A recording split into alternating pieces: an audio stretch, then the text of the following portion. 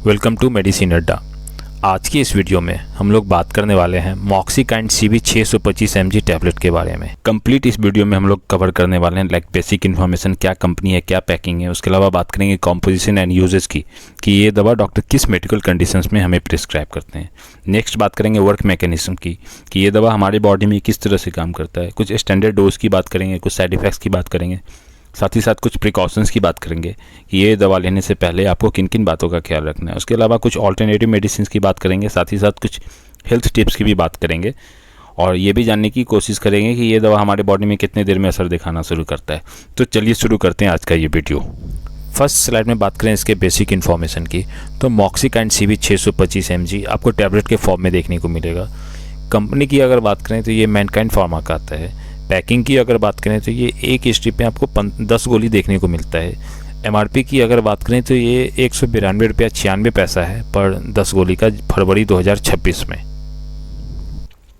Next slide में बात करें कॉम्पोजिशन एंड यूजेस की, तो इस दवा में आपको दो कॉम्पोजिशन देखने को मिलता है। पहला है एमॉक्सिसिलिन जो 500 mg देखने को मिलता है और दूसरा है पोटेशियम क्लेवनेट है जो 125 mg आपको देखने को मिलता है।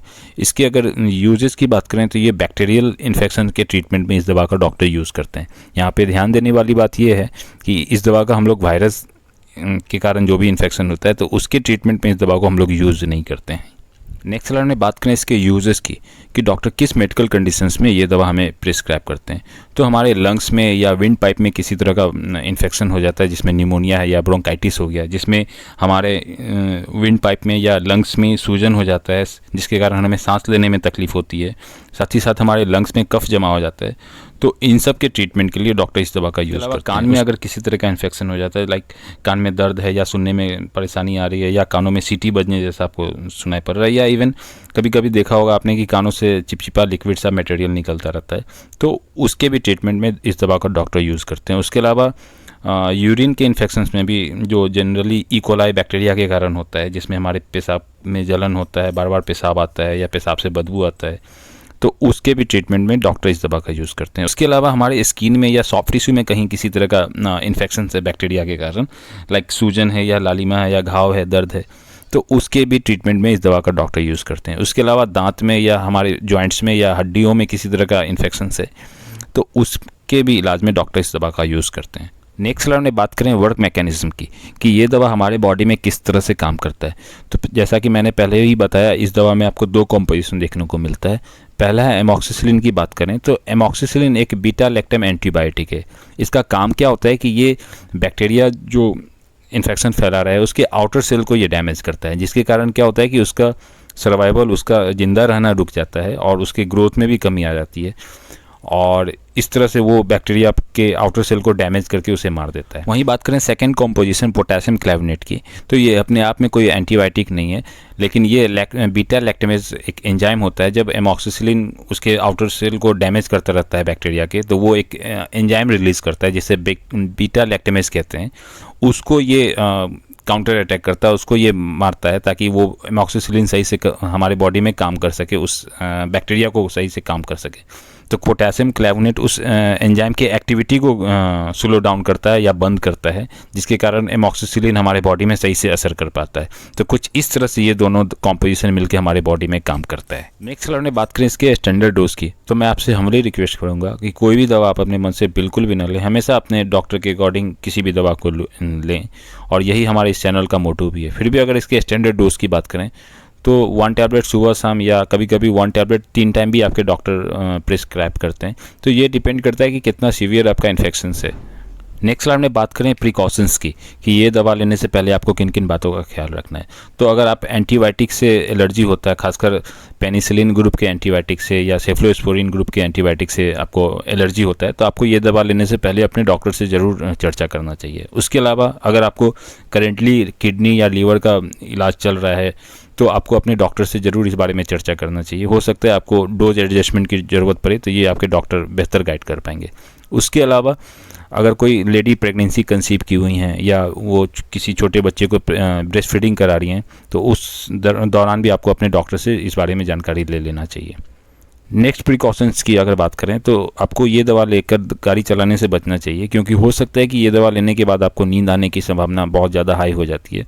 तो उस कंडीशंस में आपको ड्राइविंग से बचना चाहिए। नेक्स्ट स्लाइड में बात करें इसके साइड इफ़ेक्ट्स की, तो कुछ कॉमन साइड इफ़ेक्ट्स आपको देखने को मिल जाता है, जैसे पेट खराब होना, उल्टी आना, जी मितलाना या नींद भी आना आपको देखने को मिल सकता है। उसके अलावा आपको सिर दर्द भी आपको देखने को मिल सकता है। उसके अलावा आपको कभी कभी एलर्जी लाइक स्किन पे खुजली या रैसेस, लाल चकत्ता वगैरह आपको देखने को मिल जाता है। तो ये कुछ कॉमन साइड इफ़ेक्ट्स हैं। ये 2 से 4 दिन में खुद ब खुद ठीक हो जाते हैं। फिर भी अगर ये कंटिन्यू करें तो आप इस दवा को रोककर अपने डॉक्टर से ज़रूर चर्चा करें। नेक्स्ट स्लाइड में बात करें कुछ इसके ऑल्टरनेटिव मेडिसिन की, तो एक एगोमेंटिन डीओ 625 है जो जीएसके का आता है, एक मेगा सीवी 625 है जो एरिस्टो का आता है, एक एमॉक्सीक्लैप 625 है जो एबॉट का आता है। तो ये इसके 2-3 कुछ ऑल्टरनेटिव ब्रांड्स हैं, बट अगेन कोई भी दवा चेंज करने से पहले अपने डॉक्टर से ज़रूर कंसल्ट करें।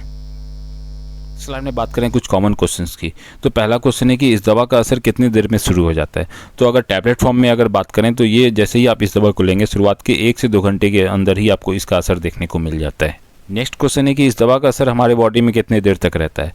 तो अगर एवरेज में बात करूं तो ये 6 से 8 घंटे तक एक एडल्ट में आपको इसका असर देखने को मिल सकता है। यहाँ पे मैं एक बात और ऐड करना चाहूँगा कि जैसे ही आप इस दवा को लेंगे आपको 2 से 3 दिन के अंदर ही आपको इस दवा का फ़ायदा आपके बॉडी में देखने को मिल जाएगा। लेकिन इसका ये मतलब नहीं होगा कि आप इस दवा को रोक दें। आपके डॉक्टर ने जो स्टैंडर्ड डोज जितने ड्यूरेशन के लिए उस दवा का कोर्स आपको दिया है, आप उस कोर्स को ज़रूर पूरा करें। नेक्स्ट स्लाइड में बात करें कुछ हेल्थ टिप्स की, तो पहला पॉइंट मैं यहाँ पे ऐड करना चाहूँगा कि अगर आपको ये दवा डॉक्टर ने प्रिस्क्राइब करा है तो आपको हमेशा खाली पेट इस दवा को लेने से बचना चाहिए। हमेशा कुछ खा पी के ही आप इस दवा को लें, वरना आपको पेट खराब होने की समस्या आपको देखने को मिल सकता है। सेकेंड पॉइंट की अगर मैं बात करूँ तो अगर आपको ये दवा डॉक्टर ने प्रिस्क्राइब करा है तो आपको अपने खाने में तरल पदार्थों लाइक लिक्विड को बढ़ा देना चाहिए, जैसे सूप हो गया, नींबू पानी हो गया या सिंपल प्लेन पानी ही हो गया, ताकि हमारा बॉडी हाइड्रेटेड रहे।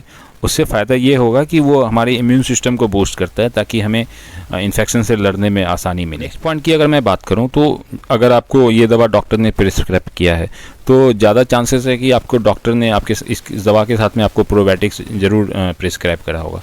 अगर वो नहीं करते हैं तो आप कुछ घरेलू प्रोबायोटिक्स लाइक दही है या फलों के साथ आप इस दवा को लें, जिससे पेट खराब होने की संभावना या इस दवा के खाने से जो भी गुड बैक्टीरिया जो हमारे पेट में है उसको मरने से रिकवर करता है और जो हमारे बॉडी के लिए बढ़िया होगा।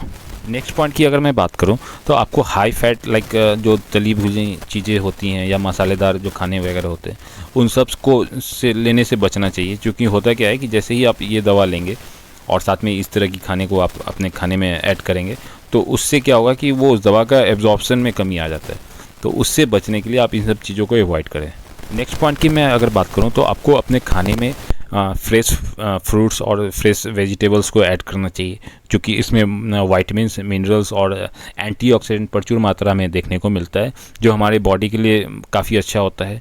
और ये हमारे साथ ही साथ हमारे इम्यून सिस्टम को भी बूस्ट करता है, जो हमारे जो बैक्टीरिया के कारण जो इन्फेक्शंस है उससे लड़ने में इसका फ़ायदा मिलेगा। नेक्स्ट पॉइंट की अगर मैं बात करूं तो आपको हम जब तक आप बीमार हैं तो आपको हल्के और पचने में जो आसान भोजन है लाइक चावल है, दलिया है, साधारण रोटी है, उबली सब्जियां हैं, आपको ये लेना चाहिए, क्योंकि इससे क्या होगा कि बॉडी में उस दवा का एब्जॉर्प्शन काफ़ी अच्छा हो जाता है और साथ ही साथ हमारे डाइजेस्टिव सिस्टम को भी कोई खासा जोर नहीं लगाना पड़ता है उस खाने को पचाने के लिए। तो thank you very much for watching this video. अगर वीडियो पसंद आया होगा तो ज़रूर वीडियो को लाइक कर सकते हैं। किसी तरह का डाउट होगा तो आप कमेंट कीजिएगा, मैं डेफिनेटली रिप्लाई देने की कोशिश करूँगा। साथ ही साथ किसी ज़रूरतमंद को आप शेयर भी कर सकते हैं और इसी तरह का रिव्यू देखने के लिए आप हमारे चैनल को सब्सक्राइब भी कर सकते हैं। तब तक के लिए थैंक यू।